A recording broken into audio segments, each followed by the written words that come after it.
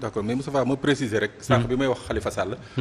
ci Cour suprême c'était pas Khalifa Sall c'était bi ñuy invalider la candidature de Karim Wade. boobu la Ousmane Diagne. ne woon la Cour suprême ils n'ont qu'à prendre leur responsabilité. bañ ko invalider. Waaw c'était une précision quoi c'était en août 2018. Très bien c'est utile de faire ce précision. Il y avait le cas de Benno qui avait introduit un recours. ci micro bi. Il y avait le cas de Benno à l'époque donc sous le magistère d'Abdoulaye Wade qui avait introduit un recours et donc Ousmane Diagne n'avait pas suivi l'État. Ousmane Diagne avait suivi le Benno Bokk Yaakaar. Voilà et d'ailleurs je me rappelle très bien que Abdoulaye Wade se félicitait de ça.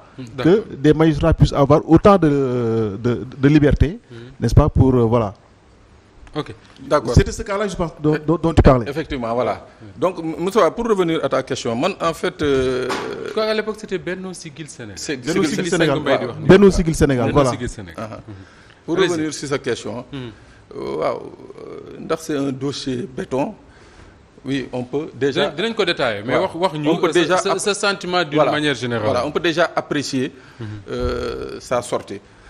Parce que pourquoi nous pouvons apprécier sa sortie, c'est que boobu ak léegi lañ doon xaar au niveau national on l'a pas eu te boo xoolee la sortie de Juan Branco c'est plus par rapport aux 14 morts de 2021 c'est le motiver son dossier que les derniers morts c'est-à-dire du mois de juin xam nga ndax comprendre c'est-à-dire que moom base am bi yëpp base de travail c'était les 14 morts de 2021 yi nga xam ne ba léegi l'État n'a pas fait quelque chose la justice n'a pas fait quelque chose boobu la jël indi ci li nga xam ne moo xew fan yi teg ko sur la table boo gisee nag loolu mu mun ko argumenter mooy que 2021 contrairement à ce qui s'est passé en 2023 mooy que on n'a pas vu d'autopsie on n'a pas vu de certificat de genre de mort loolu mu yëlamoon nit ñi donc de telle sorte que tey jii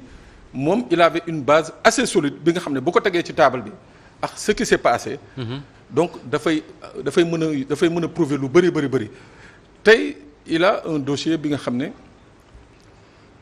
qu'on le veuille ou pas effectivement ça peut tenir la route devant la route devant n'importe quelle cour surtout devant la CPI mais li gënoon déjà Moustapha mooy que ici au Sénégal qu'on pose d'abord les jalons d'aller vers faire la lumière sur ce qui s'est passé. Sauf que comme dit Sang Mbacké Mbaye, j'aime bien cette expression-là, l'environnement n'est pas normal.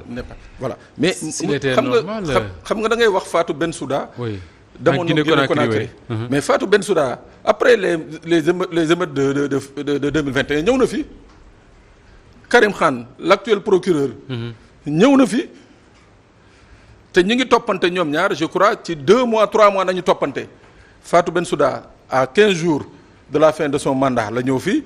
Karim Khan bi mu ñëwee jël service 1 mois 15 jours 2 mois la ñëw fii mais est-ce que ce n'était pas pour demander aux autorités sénégalaises de faire la lumière sur les 14 morts mais en tout cas toujours une chose est sûre mooy que pour que affaire bi egg CPI te CPI am ci droit au chapitre li nga xam ne moo dal Guinée Conakry dal Gambie CPI da leen ne boo leen attewul ñun dañuy atte Gambie tey ji ils ont posé les jalons créé un tribunal un trial TRRC teg ko sur la table ba fu mu ne nii fan yi jot nañu un financement des États-Unis pour aller vers un procès sur les crimes supposés sous le règne de Jammeh mais yu mel noonu nag su amul Sénégal mooy que jusqu'à un certain délai la CPI le procureur de la CPI peut effectivement soumettre à la cour ne leen voilà les faits yi nga xam ne moom lañu ma indil te je souhaite vraiment ouvrir une enquête dans ce sens-là. Oui, justement Pape c'est intéressant foofu ngay waxee parce que dama dégg Juan Branco mu ne c'est pas une affaire de jours de semaines ou de mois